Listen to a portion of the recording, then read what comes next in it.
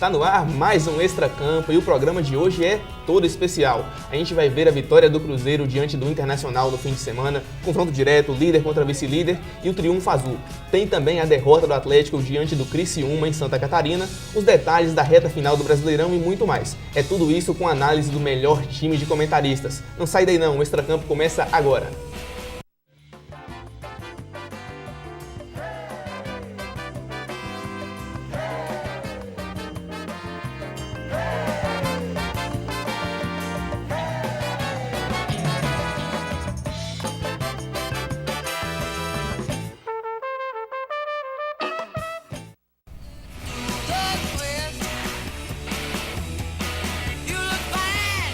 Para começar o programa de hoje, eu já convido vocês de casa para fazer o extra com a gente. Você já sabe como é que é. É só entrar lá na fanpage da TV Univale no Facebook, via www.facebook.com/tvunivale, facebook.com/tvunivale e mandar o seu alô, o seu palpite, o seu comentário.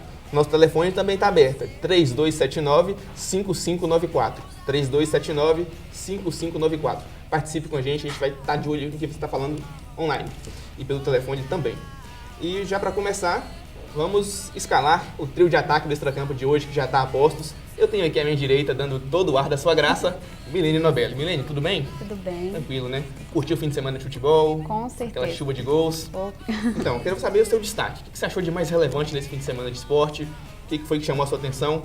Fala pra gente. O que mais me chamou a minha atenção nesse fim de semana foi a vitória do Palmeiras em cima do Chapecoense. O Palmeiras não vinha na sequência muito boa. E mesmo assim conseguiu vencer a Chapecoense jogando dentro de casa e fazendo 4 gols. Isso é inédito, né? Ainda mais nesse campeonato. Passando por dificuldade, mas mesmo assim, o meu destaque é a vitória do Palmeiras em cima da Chapecoense. Muito bem. E aqui o nosso ponta esquerda driblador do Extracampo de hoje, mais uma vez o nosso sócio André Montoya. E André? Só a forma que não tá legal, né? Tudo beleza? Tranquilo. Seu destaque do fim de semana, André, fala pra mim. O que você achou de mais legal? Quem brilhou mais? Conta pra gente. Olá, Vinícius. Olá, Milene. Seja bem-vindo ao programa. Obrigada. Primeira vez que vem uma mulher no novo formato do Extracampo, né? Aos telespectadores. Olha, eu diria 2 destaques, ao invés de um. Primeiro, já que a gente teve um fim de semana movimentado na política, o primeiro destaque envolvendo política, eu acho que foi a desastrosa votação para os políticos, né, que vem do futebol.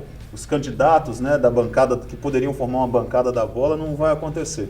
O Dr. Gilvan, presidente do Cruzeiro, eu acho que foi um reconhecimento do torcedor ao trabalho dele. Não foi eleito, Gustavo Perrella não foi eleito, aqui em Valadares, Edivaldo Soares, presidente do Democrata, não foi eleito. Quer dizer, eu acho que o brasileiro está começando a tratar tratar a política com um pouco mais de respeito, né, e com um pouco mais de cuidado. No futebol, eu diria que o destaque foi o Cruzeiro. Difícil de falar, não citar o Cruzeiro hoje, né? Ganhou do Inter, abriu 9 pontos de vantagem e olha, faltando 12 jogos, 36 pontos em disputa, torna-se cada vez mais difícil e inimaginável o Cruzeiro perder. Com certeza. E já que o nosso querido André puxou o Cruzeiro para a pauta, vamos começar falando disso, né? O Cruzeiro que venceu o Inter por 2-1 no jogo duríssimo no Mineirão e teve aquele ar de fatiado, né? O primeiro tempo foi inteiro celeste, 2 gols, e no segundo tempo aquele ritmo menor, mais lento, o William perdeu o pênalti, e a gente vai conferir tudo sobre essa partida agora no VT. Foram mais de 50 mil a empurrar o Cruzeiro desde o princípio. O time manteve o vigor ofensivo e logo no começo ameaçou o gol de Dida. D'Alessandro buscava espaços no meio. Everton Ribeiro distribuiu o jogo pelas pontas. E foi na pressão que o time celeste abriu o placar. O chileno Arangues errou na entrada da área. Everton Ribeiro roubou a bola e Moreno bateu forte para o gol. Cruzeiro 1-0 e festa da torcida. O Inter tentou logo o empate, mas Rafael Moura não parecia inspirado. Então, aos 33 minutos, a zaga parou após o cruzamento da esquerda e Marquinhos entrou em velocidade para ampliar. No segundo tempo, Alex entrou bem e deu mais mobilidade ao meio. Na falta, D'Alessandro bateu forte, mas Fábio contou com a sorte. 2 minutos depois, o juiz marcou o pênalti em Moreno.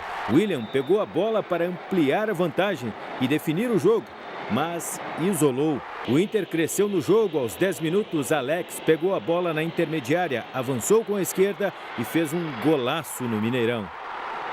O jogo ficou equilibrado. Dedé se mantinha soberano na zaga. Marcelo Oliveira reforçou o meio-campo e resistiu às investidas do Inter. Até poderia ter ampliado, mas terminou assim, Cruzeiro 2, Inter 1. Foi um passo importante que nós demos à frente, mas tem uma estrada ainda para percorrer. Quarta-feira já tem uma outra batalha semelhante a essa. Muito bem, a gente viu como é que foi essa partidaça do Cruzeiro no VT. Cada vez mais líder, né? 9 pontos de vantagem, com um número de rodadas razoavelmente pequeno para disputar até a taça. E tem tudo nas mãos para conseguir ir em frente. Vamos falar do jogo. Eu diria que foi um divisor de águas na campanha, porque foi um jogo semelhante àquele do Botafogo no ano passado. Só que com a diferença que o placar foi menos folgado. Mas, assim, isso representa algo para o Cruzeiro? A campanha que está sendo a imagem e semelhança da de 2013? Por favor, Milena, as damas primeiro, né?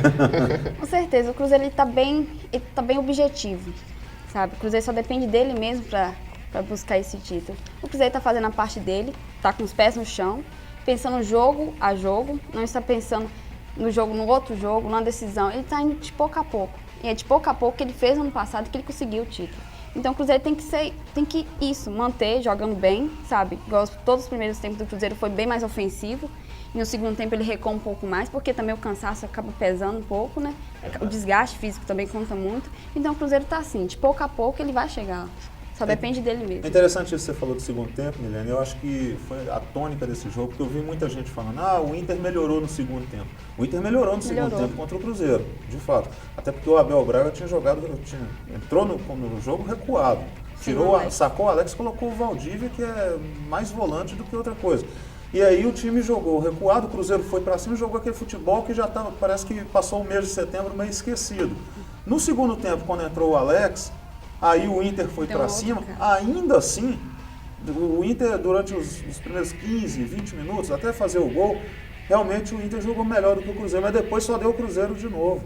O Cruzeiro estava muito mais próximo, e olha que eu não estou falando do pênalti não, da perda do pênalti não, mas o Cruzeiro esteve muito mais próximo do terceiro gol, depois do gol do Inter, do que o Inter de empatar.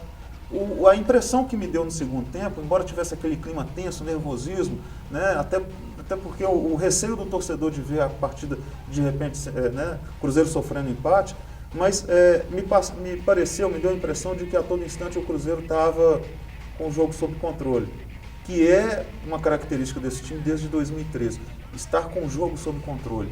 Quando entrou o Newton, aí eu acho que deu aquela sentada no meio de campo, o Cruzeiro já estava perdendo espaço, né, para o D'Alessandro e para o Alex.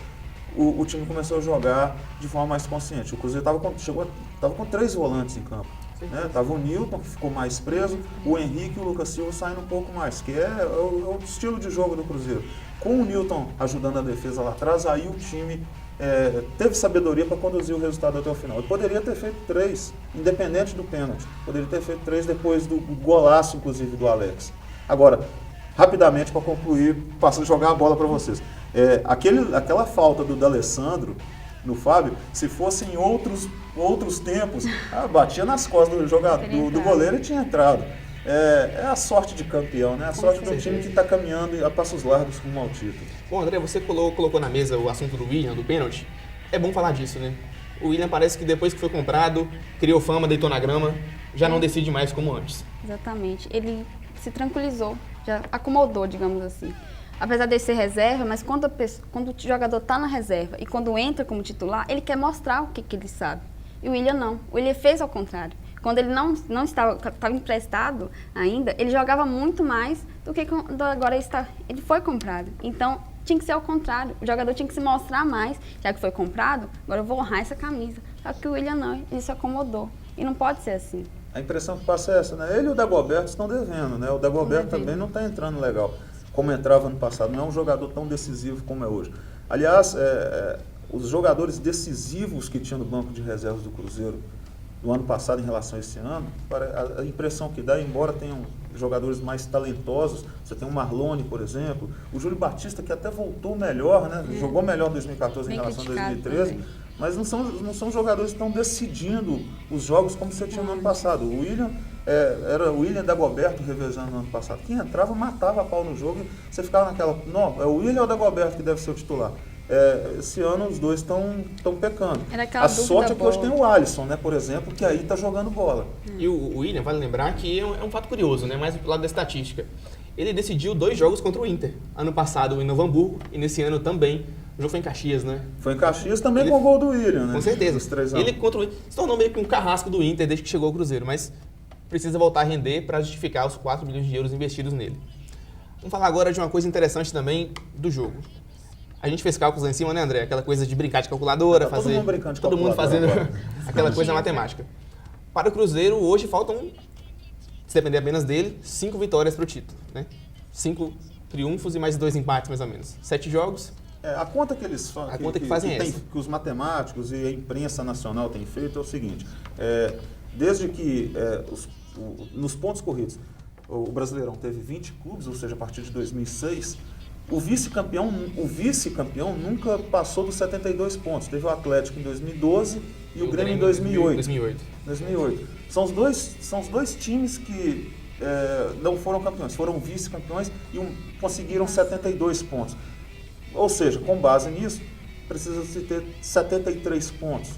É uma brincadeira que fazem. 73 pontos, teoricamente, daria o título. 73 pontos para 56 pontos, você tem aí 17 pontos de diferença.